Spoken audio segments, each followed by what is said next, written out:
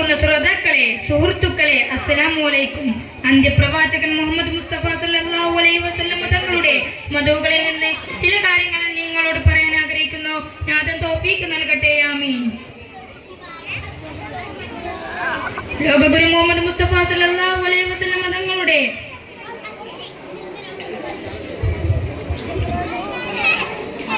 വേദിയിലിരിക്കുന്ന ശ്രോതാക്കളെ, സുഹൃത്തുക്കളെ, അസ്സലാമു അലൈക്കും. അന്ത്യപ്രവാചകൻ മുഹമ്മദ് മുസ്തഫ സല്ലല്ലാഹു അലൈഹി വസല്ലം തങ്ങളുടെ ജന്മദിനം ആഘോഷിക്കുന്ന ഈ വേളയിൽ നിങ്ങളുടെ മുമ്പിൽ ഞങ്ങൾ അവതരിപ്പിക്കുന്നത് ഫലസ്തീൻ രക്തസാക്ഷികളുടെ തോരാ കണ്ണീരിന്റെയും തീരാ ദുഃഖത്തിന്റെയും ഒരു സംഭവ കഥയാണ്. ഞങ്ങളുടെ കഥയുടെ പേര് ഗസയിലെ നിലവിളികൾ. നിങ്ങൾ ശ്രദ്ധിച്ചാലും രക്തത്തിൻ മണമുള്ള കാറ്റേ ഇന്ന് ഗസാതൻ കിസ്സ ഉരത്തോട്ടെ, മനുഷ്യത്വം മരവിച്ച കൂട്ടർ ചെയ്യും ക്രൂരതനങ്ങൾ പറഞ്ഞോട്ടെ. രക്തത്തിൻ മണമുള്ള കാറ്റേ ഇന്ന് ഗസാതൻ കിസ്സ ഉരത്തോട്ടെ, മനുഷ്യത്വം മരവിച്ച കൂട്ടർ ചെയ്യും ക്രൂരതനങ്ങൾ പറഞ്ഞോട്ടെ. അതെ, ട്രസ്റ്റ് ബാങ്കിലെ അതെ 20 പ്രവാചകന്മാർ അന്ത്യവിശ്വാസം കൊള്ളുന്ന ഖലീഫ ഉമർ റളിയല്ലാഹു അൻഹു സലാഹുദ്ദീൻ അയ്യൂബിയുടെയും ചരിത്രങ്ങൾ ഉറങ്ങുന്ന മണ്ണ്. 16 മാസത്തോളം ലോക മുസ്ലിംകളുടെ ഖിബ്ലയായ മസ്ജിദുൽ അഖ്സ സ്ഥിതി ചെയ്യുന്ന ആ പുണ്യമാക്കപ്പെട്ട ഫലസ്തീൻ 1948 ഒരു മെയ് മാസം ഇസ്രായേൽ എന്ന രാജ്യം നിലവിൽ വന്നു. അവിടുന്ന് അങ്ങോട്ട് ഫലസ്തീനുകൾക്ക് നീതി നിഷേധത്തിന്റെ നാളുകൾ മാത്രമായിരുന്നു. സ്വത്തിനും ജീവന് പോലും ഗതിയില്ലാതായി ജൂതന്മാർ കൂടിയേറി വസിത്തിടലായി, സ്വന്തം നാട്ടിൽ പോലും ഗതിയില്ലാതായി ഏറെയും മനുജരെ വധിത്തിടലായി. സ്വത്തിനും ജീവന് പോലും ഗതിയില്ലാതായി ജൂതന്മാർ കൂടിയേറി വസിത്തിടലായി, സ്വന്തം നാട്ടിൽ പോലും ഗതിയില്ലാതായി ഏറെയും മനുജരെ വധിത്തിടലായി.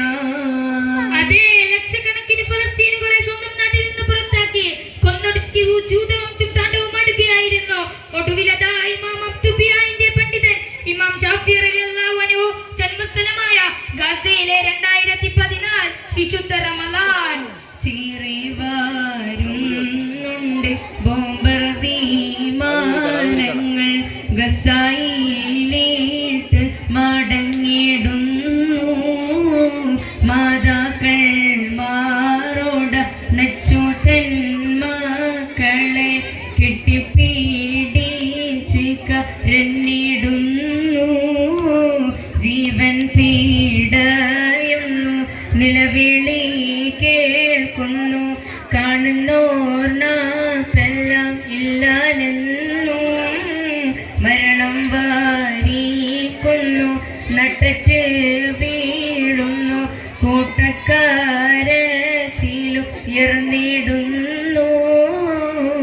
അതേ, ട്രസ്റ്റ് ബാങ്കിൽ വെച്ച് ചൂതുപാടാലയം 3 വിദ്യാർത്ഥികളെ തട്ടിക്കൊണ്ടുപോയതായിരുന്നു ഈ അടുത്ത് നടന്ന മനുഷ്യക്കുരുക്കിന് കാരണം.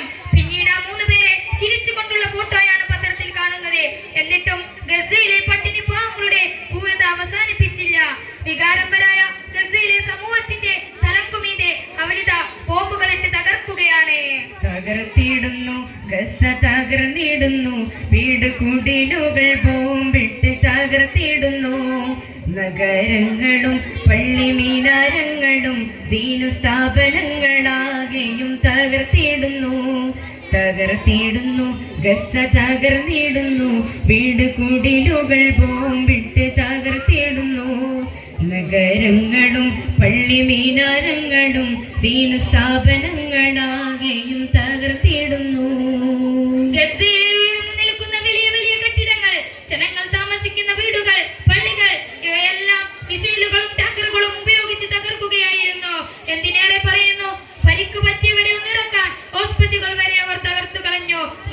വരുന്ന വാഹനങ്ങൾ വരെ അവർ വെറുതെ വിട്ടില്ല, തീർന്നില്ല. അഭയാർത്ഥികളായി കഴിയുന്നോരെയും വിട്ടില്ല, അവിടെ വസിക്കുന്ന പാവങ്ങൾക്കും ഗതിയില്ല. അവരും ഇലാഹിന് വീഴുന്നോർത്ത് സഹിച്ചല്ലോ. അവർ തൻ്റെ റൂഹ് ഒരു നാൾ കൊണ്ട് പോകുമല്ലോ. അതെ, അഭയാർത്ഥികളായി കഴിയുന്നവരെ വരെ അവർ വെറുതെ വിട്ടില്ല. ആ നാടിനെ തന്നെ നാഗാവേശം ചെയ്യാനായിരുന്നു അവരുടെ ലക്ഷ്യം.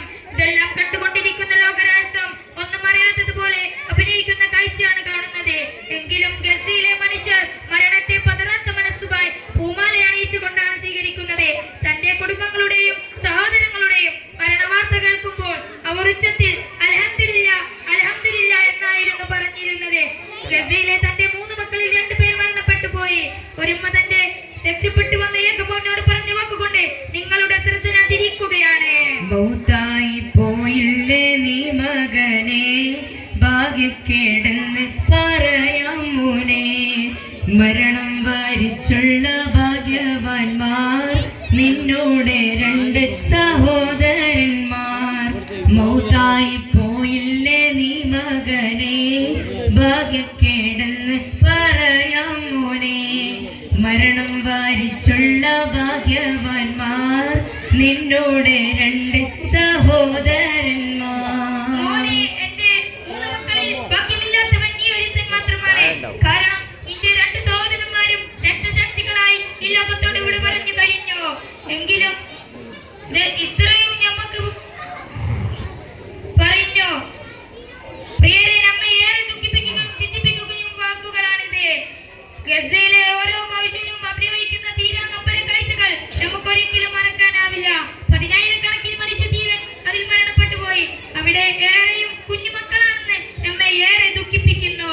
നാട്ടിൽ സമാധാനം പുലർന്നിടട്ടെ, നാഥൻ അവർക്കെന്നും കൃപ ചൊരിയട്ടെ. നാളെ ഫിർദൗസിൽ കടത്തിയിടട്ടെ, നീർത്തി താരങ്ങളെ ഉയർത്തിയിടട്ടെ. അവർക്ക് വേണ്ടി പ്രാർത്ഥിക്കാം, വിശുദ്ധ ഹറം പള്ളിയിൽ പ്രാർത്ഥിച്ചതുപോലെ. اللهم ارفع ما حل به واننا المستضعفين في غزة. اللهم ارفع ما حل به واننا المستضعفين في غزة. اللهم ارفع ما حل به واننا المستضعفين في غزة. ഗസയിലെ ഓരോ പൗരനും ചോദിക്കുന്ന ഒരു ചോദ്യമുണ്ട്. ഈ പീഡനം എന്ന് അവസാനിക്കും? ഇതിനൊരു അവസാനമില്ലേ? ഇത് തന്നെയാണ് ഞങ്ങൾക്കും ചോദിക്കാനുള്ളത്. നമ്മുടെ അറേബ്യൻ രാജ്യങ്ങൾ ഒന്നുണർന്ന് പ്രവർത്തിച്ചിരുന്നെങ്കിൽ 52 ദിവസം നീണ്ടുനിന്ന ഗസയിലെ ആക്രമണങ്ങൾ തകർന്നു പോയ നാട് ഇനി പുനർനിർമ്മിക്കുകയാണെന്നത്രേ. ആരുണ്ട് കാണാൻ? ആർക്കു വേണ്ടിയാണ്? നമുക്ക് കാത്തിരിക്കാം. നാദാ, ഗസയിലെ ഞങ്ങളെ പോലെയുള്ള കുട്ടിമക്കളുടെ ജീവനോടെ ഇരിക്കുന്ന മാതാപിതാക്കൾക്ക് നീ സമാധാനം നൽകണമേ എന്ന് ഈ അവസരത്തിൽ പ്രാർത്ഥിച്ചുകൊണ്ട് ഞങ്ങളുടെ കൊച്ചു കഥാപ്രസംഗം ഞങ്ങൾ അവസാനിപ്പിക്കുകയാണ്. തുടക്കം മുതൽ തൊട്ട് ഒടുക്കം വരെ ഞങ്ങൾ പുറത്തുള്ള കിസ്സയിലെ പിഴകൾ പൊറുത്തിടണേ.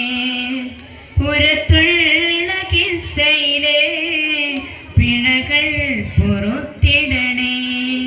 തുടക്കം മുതൽ തൊട്ട് ഒടുക്കം വരെ ഞങ്ങൾ പുറത്തുള്ള കിസ്സയിലെ പിഴകൾ പൊറുത്തിടണേ.